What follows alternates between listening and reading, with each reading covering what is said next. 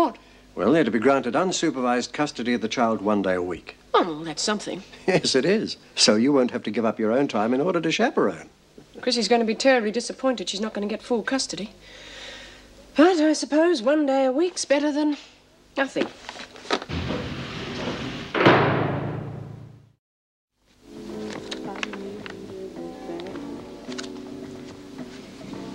There's your coffee, love. Oh, Tar. Oh, Mick, look. Don't you think she'd look lovely in that? I saw this other one. Oh, God, now look what I've done. Don't worry about it, love. Doesn't matter. Oh, I don't know. I just can't seem to do nothing right lately. Chrissy, relax. I'll relax, Mick, when we get her back. I mean, what's going on? You've got a good job with a good wage. This place is all right. Why won't they let us have her? Give them time.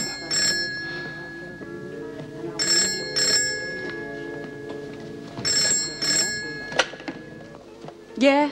Chrissy? Meg Morris. Oh, hello. Look, have you heard anything yet? Oh, yes, it's unofficial. You'll be getting a letter from the department later. They've approved an unsupervised visit with Elizabeth once a week. Yeah, but what about custody? Well, I'm afraid they've knocked you back on that one, for the time being. I'm sorry.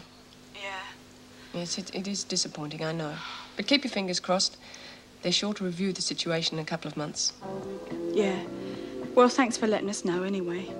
Ta-da. What? 1 day a bloody week. That's better than nothing. Oh, you reckon, do you? So they won't let me have her, will they? Well, we'll see about that, won't we? Take it easy, Oh, Chrissy. shut up. I'm going to get custody, Mick, whether they like it or not. Look, if you do something stupid now, you'll blow the whole thing. The department's got good reasons for Bugger doing... them! And bugger their reasons. I'm going to get her back, Mick. If I can't get her their way, I'm just going to have to get her my own way, ain't I?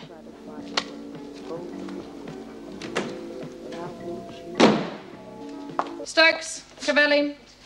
Oh, and Burns. Well, come on, take it. Don't waste my time. What's the matter, Vera? Didn't anyone write you a letter? She doesn't seem very interested. Still, when you have a pen pal like Mr. Hope... Oh, you are interested after all. But I suppose someone like you would be interested in an older man. Oh, lay off. None of your bloody business. I wish it wasn't, but I have to read it. A man old enough to be her father writing rubbish like that. Oh, really, Burns? Don't let anything I say upset you. Okay, put a sock in it. Come on, honey. Don't you let what she says upset you. I told him I never wanted to hear from him again. Yeah, well, he's probably had time to think it over. Yeah, well, I've thought about it all. I'm going to. Now, you look. You both lied to each other. Now you both know where you stand. Why don't you write to him again? Start afresh. No.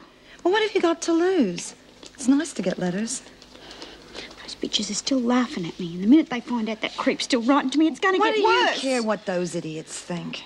I said no, and I mean no.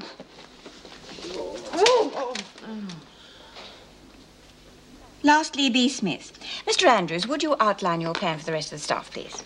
Yes, I've arranged for Bee to learn to use a Braille typewriter. The Blind Institute will supply an instructor, and her training will necessitate full-time study. There are plenty of other prisoners. Why Smith?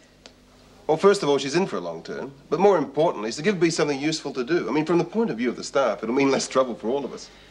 Any comments? Mr. Andrews, why weren't we consulted before B. Smith was told the project was going ahead? Well, I'm sorry. I'd assumed you'd all be in favour. But if that's the only objection... It most certainly isn't. Smith can't be spared from the laundry. Well, what's more important, the laundry or rehabilitation? You don't understand, do you? This is a prison, not a finishing school. Yes, Miss Bennett does have a point there. The laundry is a very important industry to the prison. We can't allow the work to fall off, and it would if Smith wasn't here. Yes, I wouldn't like to see the local hospitals taking their business elsewhere. Well, does this mean you want the scheme scrapped? Perhaps it would be more acceptable if Smith were allowed to work on the Braille scheme part-time, say 3 days a week? Wouldn't work, Mrs. Davidson. Now, you'd do anything to stop this scheme, wouldn't you? Look, don't get me wrong. I think it's a very worthwhile project. What I'd suggest is 3 half-days a week. That way we can still keep the laundry going and give Smith her chance as well. Well, let's put it to the vote, shall we? Those in favour of 3 half-days. Those against? Well, as I have the casting vote, the proposal is carried. Would you inform Smith of the decision, Mr. Andrews? Well, congratulations, ladies. You certainly made your point. Not enough point, in my opinion. Now, if I had my way, You'd I'd... manacle them to their beds and feed them bread and water. In principle, I think your idea is very good. But as union rep, I've got to consider the workload of my members. Yes, you made your point. Hello, Mick. Hi. What's the matter? The Braille project's been reduced from full-time study to 3 half-days a week.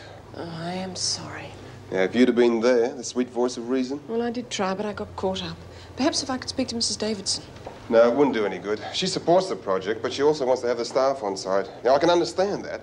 What I can't understand is their attitudes. Well, at least Bee's got 3 half-days a week. Now, that's something. No, I'm not so sure. I promised her full-time study. She'll see this as another coup on the part of the administration. She might not want to go on with the project at all.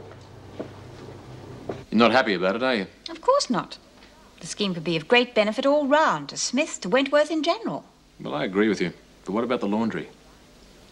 Well, I'm sure Bryant would be capable of taking over the press and organising the work efficiently. Well, how about the pecking order?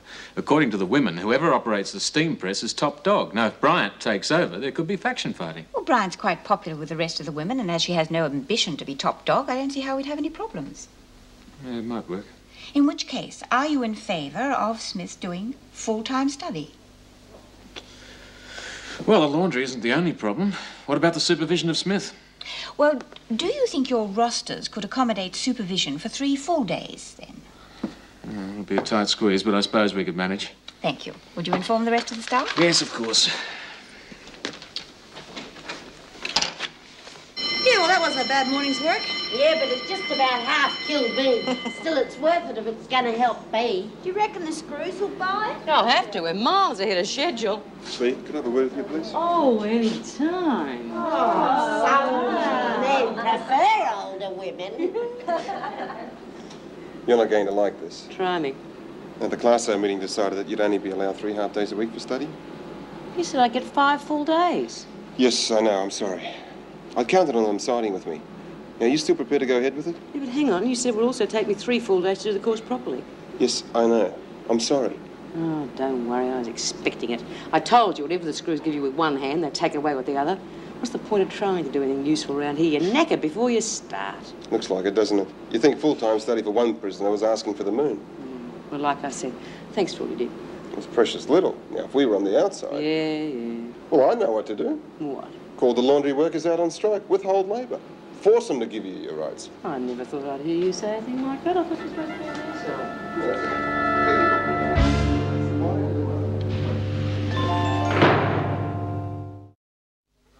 And so Mrs. Davidson and I have agreed to allow Smith 3 full days a week for study. That's totally unreasonable. Even 3 half-days is too much. The overtime situation is impossible as it is. Mr. Andrews has overstepped the mark. He's meant to be a teacher, not a policy maker. Look, Jim, soon the staff will be supervising these classes full-time and won't have time to do what they're supposed to. The officers are here to enforce It's discipline. all right, Vera. We know where you stand on this matter. But surely you agree that this is a worthwhile project. It's a community service, after all, helping the Blind Institute. I do agree with it, in principle. But as union rep, I've got to take the members' feelings into consideration. And I've called a meeting this afternoon. Oh, come on. That's a bit drastic, surely. Not if they vote for the scheme. Do you think there's any chance that they will? Well, we'll have to wait and see, won't we?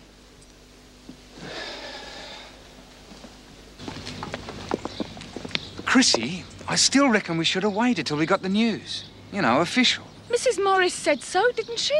That's official enough for me. Well, well, it didn't take you long, did it? I just had word from the department. I'm so glad to hear the news. See? I told him it'd be all right to come now.